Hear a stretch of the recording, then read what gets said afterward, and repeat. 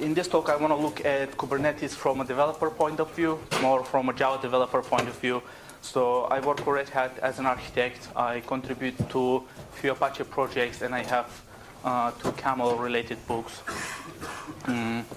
So more and more businesses are moving to microservices, and that has been further enforced by making containers accessible to developers to Docker, which in turn can enable DevOps practices. And I'm saying that all these forces do change the way we design, implement, and manage Java applications. And if you don't change the way you design the applications, you won't succeed in microservices. So what is a cloud native? There are many definitions out there, and I just added mine. A cloud native, for me, these are applications which are implemented following microservices principles. They typically run on containers, which are managed by platforms on some kind of cloud infrastructure. By cloud, I don't mean necessarily Amazon, but more infrastructure that can scale up and down, that can come and go. And if you don't design your application to succeed to survive in this kind of environments, you won't succeed with microservices. That also means that any container orchestrator is basically a cloud-native platform, and there are many of those, as you can see on this diagram. In this talk, we'll look at Kubernetes more in depth, but all of these container orchestrated engines are maturing at the moment, and they provide similar capabilities, and more or less they have a feature parity at the moment, and I think your application will need to have this kind of cloud-native design patterns if you want to run your application in one of these environments.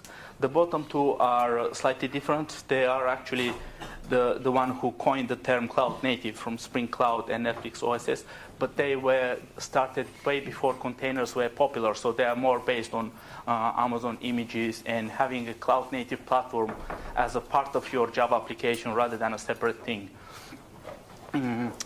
Now, let's say you decided to use Kubernetes as a developer. There are actually a number of ways to run Kubernetes just by using your mouse without having to run any scripts. So Google Cloud and Microsoft has a Kubernetes cluster as a service. Red Hat OpenShift Online, you can use you can create an account and use a multi-tenant environment. So basically, you share your cluster with other users. But probably for developers, the more interesting options are Minikube, which is a lightweight VM where you can run it locally and have a Kubernetes running, or the Fabric 8 Maven plugin, which relies on Minikube but allows you to manage a Kubernetes cluster straight from Maven. So as a developer, you can start and stop Kubernetes cluster from Maven. You can deploy your application, update it, etc. etc. A few words about Fabric 8. It's a project that enables developer to write microservices on Kubernetes. So if you are a Java developer and looking at Kubernetes, it's a really good place to have a look and to start from. You have to learn a few Kubernetes primitives and concepts, so inevitable there is some learning curve. So you have to know containers, pods, labels, namespaces, etc., etc. But once you started with Kubernetes, I think the next step is you have to write your Java application and package it. Yeah, and we can see which one is the most popular framework at the moment. That's the Spring Boot. But following the same trend, other frameworks such as Wildfire Swarm and Karaf are also turning into this UberJar format. So at compile time, you kind of create your application as a UberJar with all your dependencies, which makes it easy to put in a Docker container. And all of these frameworks basically offer you things like HTTP server, REST, JSON, health checks, etc., etc., etc. Once you have your application written in Java, the next step is to put that in a Docker container. And there are a number of issues when you want to put Java in a Docker container. Like, do you want to put the JDK or JRE? If you put the Oracle JDK in a Docker container and push that Docker container to Docker Hub, you might be violating Oracle licenses, so you might have to use Oracle OpenJDK. Other issues around CPU and memory. For example, Java at the moment doesn't see the memory that's allocated to your container, but it sees all the memory on the host. Similarly, for CPU, it sees all the cores on the host rather than just the cores specified for your Docker container. I've put here a few examples and workarounds how you can get around those, and the OpenJDK issue numbers which fix these issues. So future versions of Java will be easier to run in Docker, but at the moment you have to do some kind of workarounds. And basically there are a lot of container best practices you have to learn before going into containers and Kubernetes. Again, there is a Maven plugin from Fabric which allows you to build a Docker container from Maven. So at the end of your build process, in addition to your regular Maven build, you get a Docker container that's built from your project. The good thing is it's based from your POM file. So your POM and your Docker image are in sync. If you add a new dependency to your POM, that gets into your Docker image.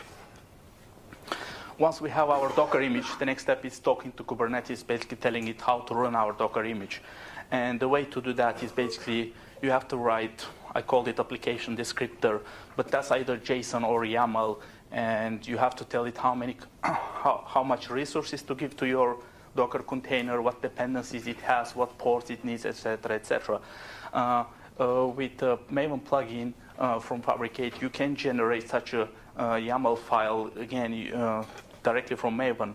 At the bottom, I put an example, a couple of Maven commands. So with the first one, we can start Kubernetes. With the second one, we can build a Docker container. And third one, we deploy Docker container into Kubernetes. This kind of makes Kubernetes almost like your application server running locally, where you can easily start, deploy your Docker containers, update them, shut it down, etc., etc.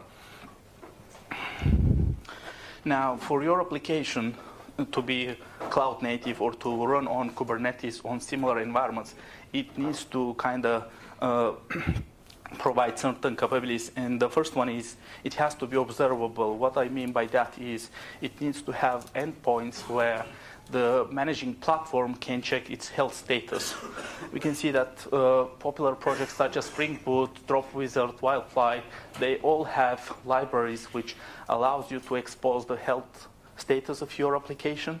So your application needs to tell that it's healthy, that it started, etc., etc. Kubernetes, by default, will check that the Docker process of your container is up, but that's usually not enough. We have seen in the Java world many examples where the JVM throws out of memory exceptions, so the JVM is still up, but it's actually not functioning. So to catch these kind of issues, we have health checks. And actually, the concept of health checks is so important that it was added to Java EE proposal. You can see at the bottom health checks and configuration management.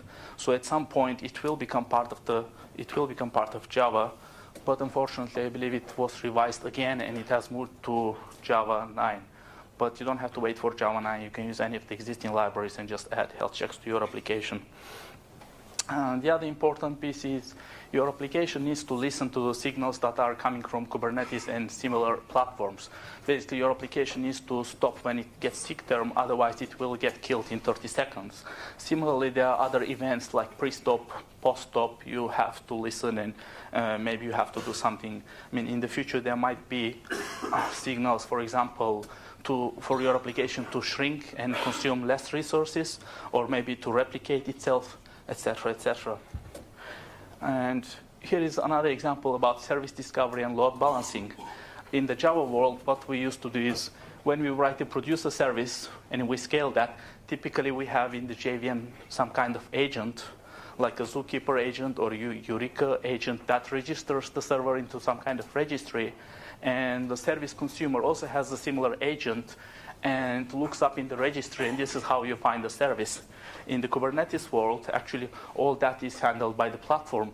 Well, with Kubernetes, you don't need any more agents, or actually, you are also not tied to Java.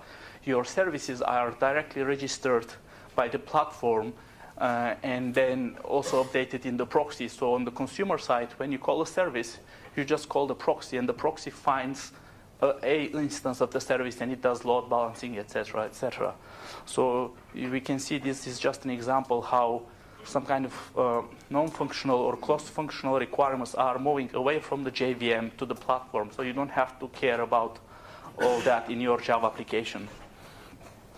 Once you have health checks and listen to events and service discovery, basically this allows you to further do things like rolling deployments, Oh, You are out of time. yeah.